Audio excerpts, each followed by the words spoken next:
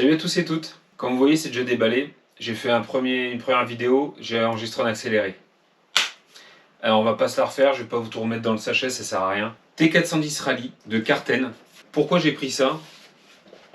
J'ai testé la piste rallye dans une précédente vidéo avec les voitures de RC en PLS, donc une Rally Deathwatcher Evo. Et ensuite j'ai essayé avec son petit bousier, une voiture à peu près équivalente au Grom, légèrement plus grosse. Avec son LC Racing, je me suis pas super amusé, mais c'est pas vraiment fait pour. Mais pour quand ça dépanne, comme il le dit, ça dépanne. Quand t'as rien d'autre, ça peut dépanner. Et par contre, avec cette Deathwatcher Evo, je me suis bien amusé. Du coup, je suis plutôt que de prendre exactement la même, j'essaie de ne pas copier, mais plutôt d'innover, on va dire. En fait, j'aime pas prendre tout le temps les mêmes voitures que les copains. On a déjà tous le DF7, enfin voilà, c'est sympa comme de varier un petit peu les plaisirs. Donc j'ai cherché, il y avait ce T410 Rally, qui en plus est un kit à monter, donc ça me plaisait beaucoup. Les Tamiya XV01, TT02 modifié pour passage en rallye. J'ai déjà testé la TT02, donc je voulais passer à autre chose. Tester un peu autre chose, et puis Tamiya, il y en a plein qui en font. Même si ça reste sympa, hein, c'est des budgets plutôt assez abordables. Hormis la XV01 qui a quand même un tarif assez élevé. Et puis après, il y a la Kyosho F02, FZ02R. C'est la dernière Subaru typée rallye, qui est par contre là à plus de 300 € si je dis pas de bêtises. Prête à rouler, mais en charbon, si je dis pas de bêtises. Hein. Encore une fois, je vérifierai, je vous le mettrai. Donc là, moi du coup, je suis parti sur ce kit à monter dans les 160 €. Et comme j'ai un peu d'électro d'avance, des choses que j'ai récupérées de précédentes machines, etc., bah, je me suis dit, voilà, je vais pouvoir le mettre dedans. J'ai juste rajouté une petite carreau, les dernières Subaru. Bah, j'avais la précédente Subaru, la mythique, on va dire, sur la TT02R. Donc là, j'ai pris le dernier modèle, enfin les dernières Subaru Rally, avec le kit de stickers, les ailerons, etc. Et puis on va pouvoir se faire un petit délire peinture dessus. Donc ça me plaisait de reprendre une petite carreau à peindre également. Pas avoir un truc tout fait, par exemple chez Kyosho, même si la carreau est super belle, hein, mais en plus cette version de la Subaru je l'avais déjà eu, donc je vais essayer autre chose. Et celle-là me plaît beaucoup. Je la trouve esthétiquement plutôt sympa. Ça devrait faire plutôt top sur la piste. Donc du coup, j'ai déjà un peu tout ouvert. Ça m'a permis un peu de faire le tour. La première chose, c'est ce châssis là. Donc ce châssis back, on va dire, plutôt très rigide.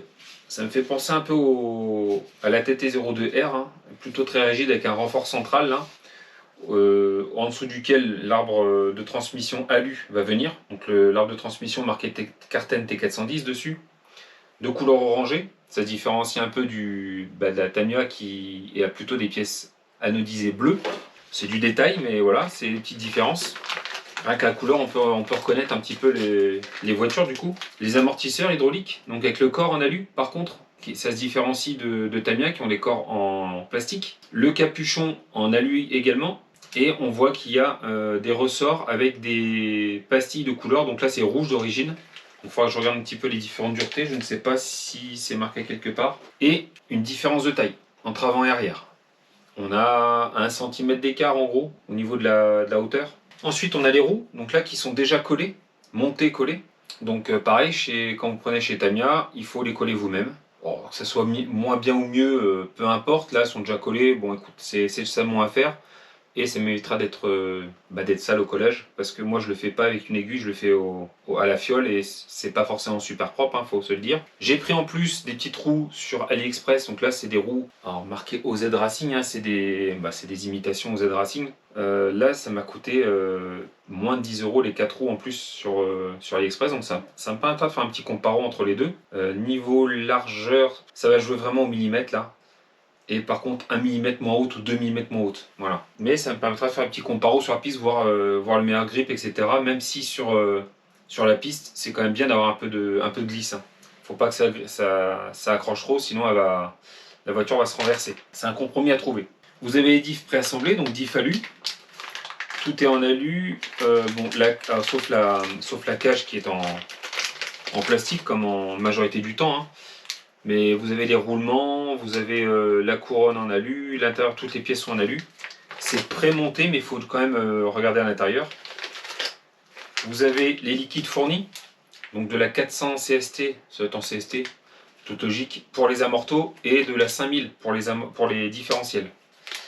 Donc on verra si on laisse comme ça. Je pense qu'on va laisser d'origine, comme la personne lambda qui achète sa voiture. Je vais la monter telle quelle, on verra ce que ça donne. Je pense pas qu'à mon niveau de pilotage, je verrai une grande différence. On testera. Et ensuite, vous avez des sachets numérotés, mais avec des lettres de A à H. J'ai regardé un petit peu dans la notice. Comme chez Tamiya, vous avez des pièces dans le sachet A qui vont devoir aller avec le sachet B. Je trouve ça fastidieux, donc du coup, il faut bien chercher, il faut bien être concentré quand vous faites ça. Vous avez vite fait de vous tromper de pièces. Donc attention quand vous faites les montages. Sur Tamiya, la différence, c'est que vous avez des grappes. Vous avez des grappes en plastique, donc des contours en plastique sur lesquels sont accrochées les pièces, avec beaucoup de plastique. Donc à défaire, une par une, c'est assez fastidieux comme truc. Là, vous avez directement les pièces en sachet. Ça va prendre un peu moins de temps, ce sera peut-être un peu plus simple.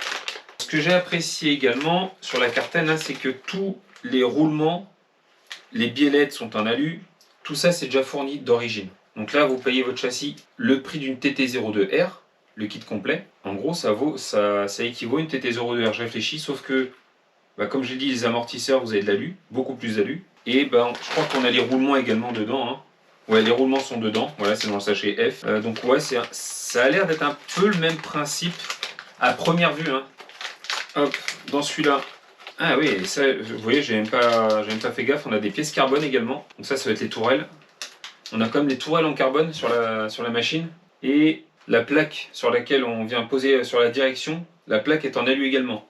On a le support moteur en alu. Enfin, franchement, elle est super bien équipée cette machine. Petite chose en plus qu'on a, qu'ils nous fournissent, c'est ça. Ça, c'est à double tranchant. En fait, ça, c'est une coque de protection, on va dire. Donc, une fois que la machine est montée, ça vient se poser sur le châssis, là. Donc, une fois bien découpé à la bonne dimension. Et comme ça, l'intérieur du bac est protégé. Ça évite toutes les projections de cailloux, poussière, etc. Dans un sens, c'est super. Dans l'autre sens, à l'intérieur, ça respire pas. Donc, est-ce qu'il faut pas faire des petites entailles pour faire rentrer un peu l'air, mais ça va faire rentrer la poussière? Je testerai, je vous ferai un retour. Je testerai pendant 10-15 minutes. Et puis on regardera au niveau de la chauffe de l'électro ce que ça va donner. Je ne vais pas y mettre quelque chose de super puissant dans cette machine. Mon but, c'est pas de rouler à 80 ou 90 km/h avec une petite voiture rallye. Mais là, vraiment, mon but, c'est de m'amuser une fois par mois quand je vais au domaine Bois de Rose aux portes ouvertes ou en dehors, parce que j'ai l'abonnement là-bas. On peut y aller quand on veut, quand on a l'abonnement. Et bien, d'aller faire des petites sessions rallye. Par exemple, quand les voitures thermiques roulent sur la piste TT. Par exemple. Un petit coucou aux gens du thermique. Dans la bonne humeur, bien sûr. Hein, il n'y a aucune animosité, je dis ça en rigolant. Même si ça me gonfle. Mais quand même. Donc voilà. Mon but, ça sera vraiment de m'amuser avec cette voiture. Donc rien ne sert de rouler à 90 km/h. Sur la piste, on va rouler, je sais pas, ça doit prendre 30, peut-être 40 au plus rapide dans la courbe là. Arriver juste avant l'épingle, on doit prendre dans les 40 maxi, je ne saurais pas dire, mais donc aucun intérêt de prendre 70 ou 90 km/h. Donc je vais mettre un petit combo que j'ai préparé. Donc j'ai ce petit Vario là, Hobywing S-Run 60 A qui prend de 2 à 3 S. Donc moi j'ai pas mal de batteries 3S. Les batteries de S là je les revends à prix d'amis. À Dominique, un collègue. Donc du coup ça c'est pour lui, ça sera pour son crawler. Moi je garde plutôt les batteries 3S, j'aime bien commencer à 3S. Donc du coup je ferai en fonction par contre par rapport à l'électro, je mettrai un pignon un peu moins gros que forcément j'aurai une meilleure autonomie. Du coup je pense que je vais pouvoir rouler pendant une demi-heure ou 40 minutes avec ma petite voiture là. Je pense que j'en aurai mort avant la batterie. Et il faut que je revérifie, mais il me semble que ce petit moteur en 4300 kV ira tout à fait avec ce variateur. Donc je vais revérifier, hein, ne pas me faire avoir comme ça m'est déjà arrivé entre la puissance max, la puissance en pic, c'est pas la puissance, l'ampérage en pic de mon moteur et les 60 ampères là. Donc si lui il prend plus de en gros 50 ampères, je vais laisser tomber, je passerai sur un autre moteur. Ou un variateur un peu plus gros, on verra. J'ai un peu de choix, donc on va voir ce que je vais y mettre. Donc ça c'est ce qui est prévu. Et c'est pour ça que j'avais pris ces petits cerveaux, donc ce qu'on appelle low profile. Donc là, hop, on a un low profile, et là, un profil classique, un huitième. Donc ça va être destiné au 1/10. Voilà, on voit qu'il est un peu plus petit. Donc là, en 20 kg, ça va être largement suffisant pour ma petite machine là. Mais je préfère avoir un peu plus de puissance qu'un peu moins. C'est comme pour l'électro, j'aime bien avoir un peu trop de puissance. Et puis après, gérer ma taille de pignon. Plutôt que de mettre un moteur pas assez fort et puis devoir monter en pignon. Du coup, ça va tirer sur le moteur, tirer sur l'hélico et vous perdez en autonomie. Moi, je préfère raisonner comme ça. Donc voilà, petite présentation courte. On va pas faire une vidéo de 2 heures. Je reviens vite fait sur la notice. Je trouve la notice plutôt bien détaillée. Je vous ferai un retour, je pense, soit à la suite de la vidéo, là, un petit retour rapide une fois que j'aurai terminé de monter la voiture, ou alors au premier roulage, on verra. Mais ouais, tout est vraiment bien détaillé. Vous avez toutes les pièces listées.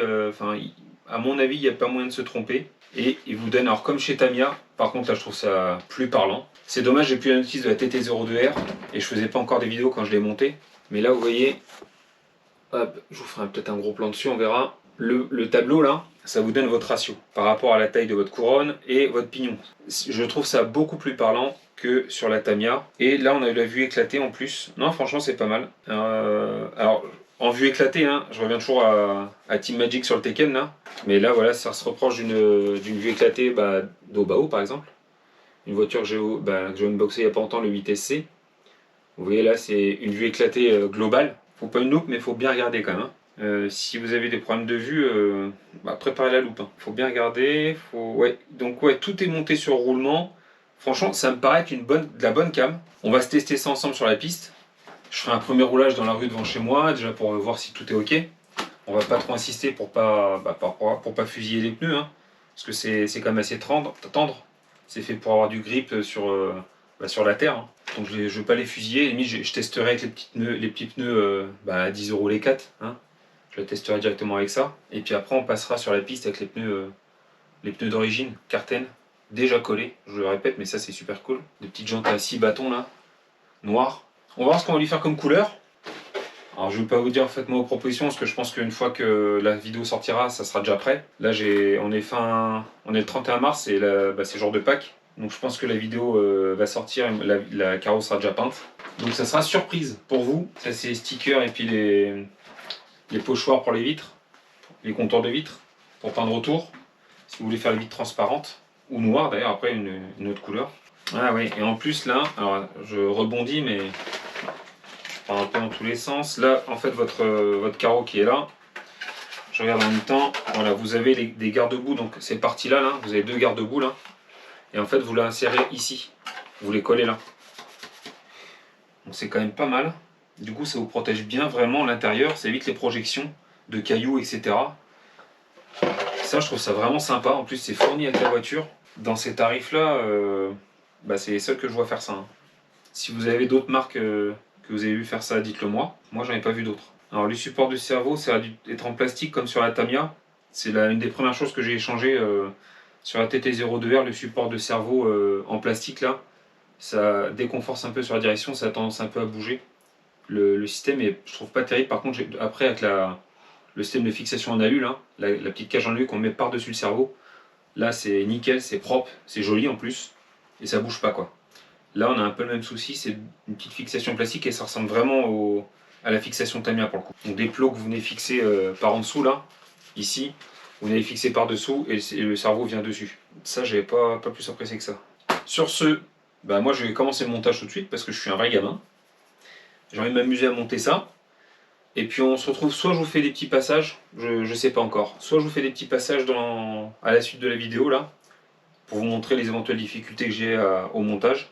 Soit on se retrouvera directement pour un petit test dans la rue, voir un petit peu ce que ça donne. Ce qui me plaît beaucoup moi, c'est ces tourelles en carbone. J'adore le carbone, je suis un fan de carbone, sur mes bécanes j'ai tout le temps eu du carbone. Donc là dans les RC, j'adore, je trouve ça, niveau esthétique déjà j'adore ça, et puis ça apporte une certaine rigidité qui est pas négligeable, et un poids moins élevé.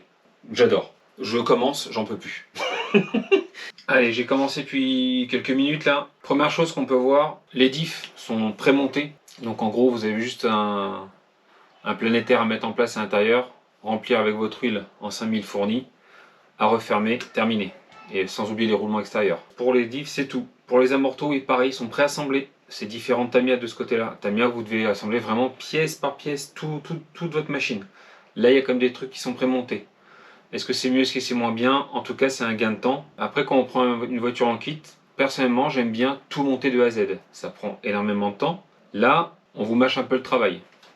C'est un choix, ça me déplaît pas forcément. Après, on voit que c'est de la qualité, hein. Franchement, tout est en alu, c'est vraiment beau. De ce que j'ai vu, les vis, pour l'instant, par contre, ça c'est différent de Tamiya, toutes les visseries et pas cruci, et justement, il n'y a pas de cruciforme, contrairement à Tamiya où il y a beaucoup de cruci. Là, c'est en hexa pour l'instant. Tout est en hexa, donc à voir pour les autres vis là. Mais j'ai pas vu de cruciforme jusque-là. Peut-être que je me corrigerai tout à l'heure, mais là pareil c'est d'hexa aussi. Donc ça me plaît bien. Et là pareil les amortos, tout est préassemblé, vous avez juste à les remplir. Donc pour les remplir, pour rappel, hein, vous enlevez la coupelle en bas, vous enlevez le ressort.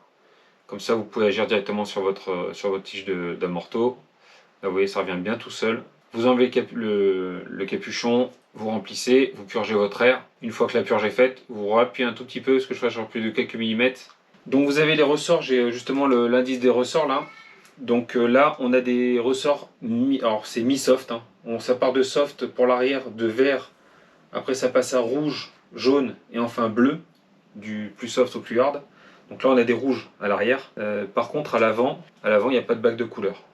J'ai beau chercher, j'ai pas trouvé de bague de couleur dessus. On ne sait pas quelle dureté c'est, je pense que c'est du soft aussi. Parce qu'à l'avant ça va du vert, rouge et jaune. Il y a 3 duretés à l'avant et 4 à l'arrière. Là ça doit être du soft avant et arrière. Par contre, petite chose que je ne comprends pas. Votre coupelle là, si vous la desserrez à fond, et ben en fait votre ressort il flotte. Donc pourquoi nous mettre une grande capacité de réglage de la précontrainte si pour qu'au final le ressort il flotte dedans quoi. Mettez des ressorts plus grands. Enfin je sais pas, je suis illogique dans ce que je dis ou ça me paraît aberrant de mettre une capacité de réglage de la précontrainte aussi grande et puis au final que le ressort, déjà là vous voyez je dois serrer de la moitié pour qu'il soit pris dedans et pour pas que ça bouge. C'est dommage du coup. Là je l'ai affermi un peu plus à l'arrière, on verra ce que ça donne. De toute façon il faudra faire les tests sur la piste, hein. Les diffs sont remplis, mes biellettes sont en place. Donc, au départ il vous demande de faire ça. Diff, amortisseur, mise en place des biellettes. Les biellettes sont déjà mises en place, vous avez juste à contrôler que les distances soient bonnes. Donc vous devez mesurer l'espace entre les deux. Et après contrôle, elles sont toutes bonnes. Donc en fait tout est déjà monté d'usine. C'est vrai que c'est moins fastidieux que de devoir tout monter soi-même, parce que quand vous les montez vous-même, que vous devez garder des mesures précises, franchement on y passe du temps, hein. Sur la Tamiya TT02 j'y ai passé beaucoup de temps en montage pour vraiment faire ça le plus propre possible. Et là on peut attaquer. Donc là on attaque par le châssis avec les skids avant et arrière. Donc là je vais attaquer puis je repasserai peut-être tout à l'heure. Bon, je reviens direct sur les skids. Alors là déjà c'est comme Tamiya. Vous avez des sachets avec des lettres. Et sur la notice, il n'y a rien de marqué. Alors petit avantage quand même là, c'est que par rapport aux visseries, vous avez les références, vous avez les tailles, donc ça quand même c'est pas mal. Si j'ai besoin de M3 par 10, c'est en sachet, mais c'est mélangé avec les 3 par 12, 3 par 14 et 3 par 38. Mais ça mérite d'être marqué sur les sachets. Mais par contre, entre les A, B, C, D, il n'y a rien sur la notice. Je cherche, il n'y a rien de marqué. Ça me met nulle part que c'est dans le sachet A, dans le sachet B. Donc en gros, il faut tout ouvrir, étaler, et puis chercher. Petite galère, mais ça fait partie du montage. C'est le jeu. Pour mettre en place les vis là, des skis d'avant, alors déjà c'est en alu. Bonne surprise, je pensais que ça serait le plastique, mais c'est de l'alu. Il y a des vis en 3 par 8 à mettre en place, avec des contre-écrous, des nil stop en face, avec des emplacements. Pour les mettre dans les trous là, c'est tout petit. Moi je me sers un petit tournevis qui en général me sert à décrotter mes vis pleines de terre là, avec un embout pointu. Je mets mon écrou dedans, je vais à l'intérieur, et là je fais glisser mon écrou. Et là ainsi, j'y accède sans trop de difficulté, parce qu'avec des doigts de bûcheron là, vous n'y arriverez jamais. Voilà, petit passage vite fait. On continue. Ça y est, on y est, montage de la voiture terminé. Donc là en gros, honnêtement ça m'a pris entre 3 et 4 heures, j'ai pris mon temps. J'ai mis du frein filet où il fallait. Sur les vis, c'est marqué sur la notice, hein, il suffit de le suivre. J'ai graissé, enfin voilà, tout est bien fait je pense. J'ai monté mon petit combo électro là. J'ai fait un premier test. Là je suis en 2S. J'ai monté la nouvelle radio dessus, parce que c'est la seule qui est dispo pour l'instant.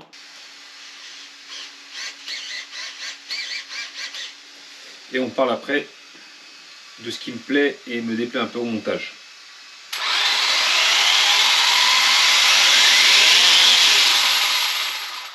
Là je suis en 2S.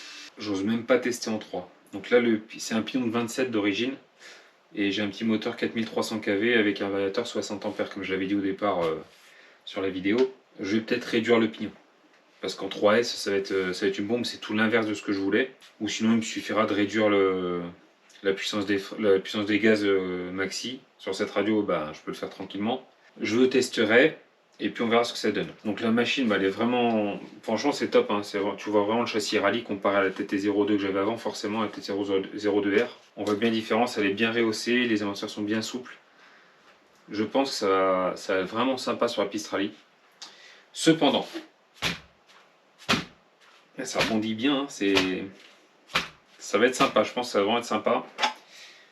Les points positifs, les pièces carbone, je l'ai déjà dit, mais les amortisseurs alu, les diffs alu, la barre, le cardan central alu, tout ça, enfin voilà, c'est de la belle pièce, c'est propre.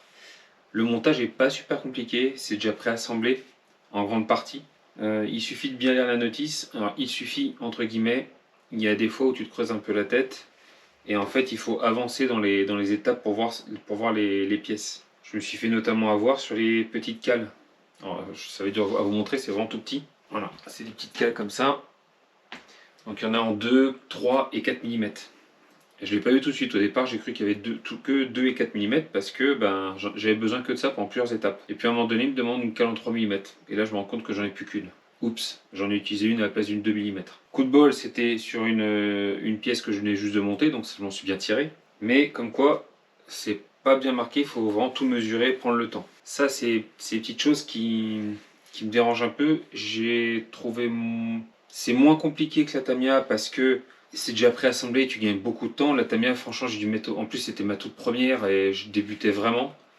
J'ai dû mettre au moins 6 heures à la montée, 5-6 heures facile. Hein. En prenant mon temps, en plus je m'étais trompé, j'ai dû revenir en arrière. Enfin bref, j'avais un peu galéré sur la Tamiya TT02. Là, je me suis trompé une fois sur cette petite cale. Bon, beaucoup plus simple. Les autres petits points négatifs, là au niveau du serrage des roues, donc les petites cales là, donc on a des pins qui viennent dans les cardans. Et on a ça qui vient par-dessus. Donc là, soit en 5 mm, soit cela en 8 mm. Donc, suivant la largeur de voie qu'on veut. Et en fait, quand vous le serrez, si vous serrez bien la roue comme on le fait en général sur des voitures TT, ou même d'autres pistards, hein, d'ailleurs, sur la VTE2, je serre bien les roues pour pas que ça se desserre, ben, vous vous retrouvez avec une roue bloquée. Parce que cette entretoise, ou cette cale, appelez ça comme vous voulez, elle vient se coincer contre le roulement, et du coup, ben, vous êtes bloqué. Et il n'y a rien entre les deux en fait. Donc en fait, il y a le cardan, le pin, et ça qui vient dessus, et ça appuie directement sur le roulement. Donc il ne faut pas trop serrer les roues, faut faire attention à ça. Donc je vais bien surveiller que ça ne se desserre pas. Bon, c'est des écrous stop, normalement ça ne se desserrera pas. Mais je vais surveiller surtout sur le premier roulage. Là. Je vais voir un petit peu comment ça bouge. Ce que j'aime, c'est tout bête, mais pour les plots de carrosserie, sur les Tamiya, coupez votre plot à la bonne hauteur. Donc vous mettez en place votre carrosserie, vous percez la carrosserie aux bons endroits. Et une fois qu'elle est percée aux bons endroits, ben, en gros vous vous débrouillez un petit peu pour ce qui se passe en dessous. Donc on peut mettre des pins, des clips là, de carreaux. Je vais vous en montrer un quand même, pour ceux qui ne me connaissent pas du tout. Vous mettez soit un petit clip comme ça directement en dessous, et par-dessus vous mettez la carreau. Sauf que quand vous mettez ça directement sur la carrosserie, bah, ça raye la peinture et ça vous l'abîme. Ou alors il faut protéger avec du scotch, etc. Là sur les cartels, ils fournissent les supports de carreaux comme Tamiya, comme beaucoup de machines montées, sauf qu'en plus, ils fournissent les petits supports qui vont avec. Donc en fait, là, vous coupez votre tube à la bonne hauteur, vous mettez ça dessus, et vous mettez votre petit clip en dessous. Tac. Et là, au moins, vous avez un support en plastique qui n'abîmera pas votre carreau, ou très peu. C'est des petits détails comme ça, mais ça, j'aime beaucoup. Quand vous avez fini votre montage, alors sur la Tamiya, il me restait quelques pièces aussi. Là, il me reste... je vais pas dire de quoi remonter une, ça serait n'importe quoi, mais il me reste quand même pas mal de vis. En 6 mm, en 8 mm. Donc du coup, mine de rien, ça fait un petit peu de rab. Et ça peut dépanner sur le terrain, donc ça, je trouve ça vraiment pas mal. Vous avez même des flasques de roulement. Il laisse des flasques de roulement. J'aurais bien aimé qu'il reste des petits roulements en plus. Vous avez des petites rondelles de calage, donc ça peut être super pratique. Des petites rondelles de calage en 0,2 mm, 0,5 mm et de différents diamètres. Donc ça c'est pareil, ça peut être très pratique aussi. Et puis bah ouais, le top, ça je vais le découper, je vais le mettre en place. On va comme se faire un test en 3S. Je suis curieux de voir ce que ça va donner en 3S. J'ai peur que ça soit n'importe quoi en 3S. Alors, je vais parler de sauve-cerveau après.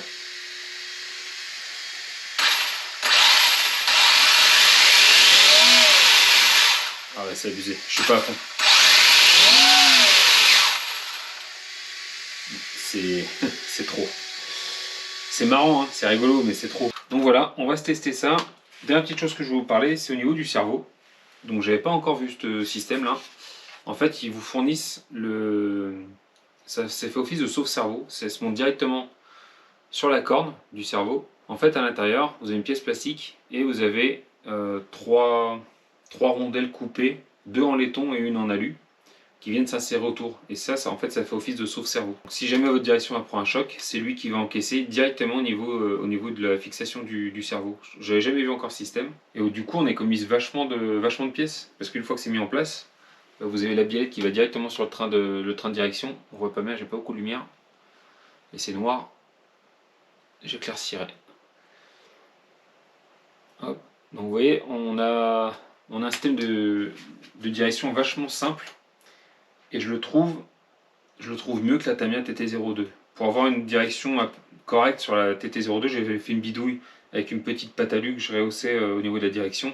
Franchement, je trouvais ça moyen, il y avait vachement de jeu. Là, le jeu, il y en a forcément, mais il est vraiment minime au niveau de la direction. Je suis plutôt confiant quant à la précision de la direction. Autre chose, toutes les vis, comme je l'avais dit au début, mais je vous confirme, elles sont toutes en hexa. Tout le châssis est en 2 mm. En fait, toutes les vis sont en 2 mm, donc c'est hyper pratique. Il y en a quelques-unes en 1,5.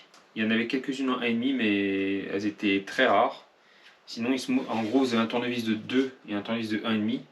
Vous pouvez monter la voiture. Il vous faudra juste une clé. Alors, petite chose, il n'y a pas de clé pour les roues. Donc une clé de 7. C'est la seule chose qui manque, c'est dommage qu'il n'y ait pas ça fourni avec.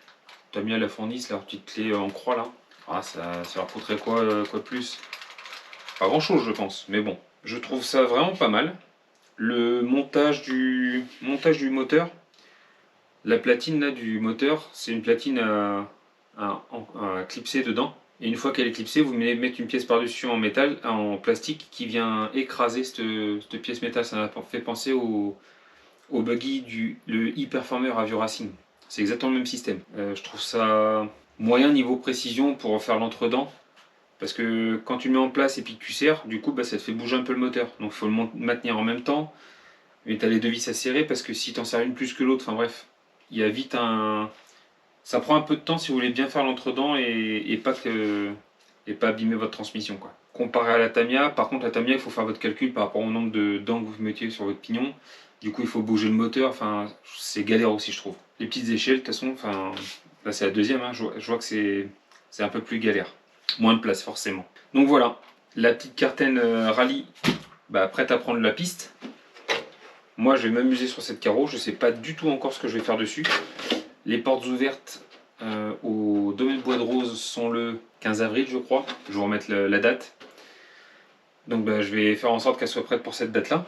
J'ai envie de m'essayer au Posca aussi, faire quelques trucs au Posca parce que j'aime bien le dessin, enfin bref. Je sais pas, je vais voir un peu ce que je vais faire. Ou une couleur unie, je me prends pas la tête vu que c'est une voiture rallye et puis qu'elle va prendre des shoots de toute façon, je sais pas encore. Je vous laisse là-dessus. Bonne journée à toutes et tous. Et puis à bientôt pour l'essai de cette petite bombasse. Bisous, caresses, salut!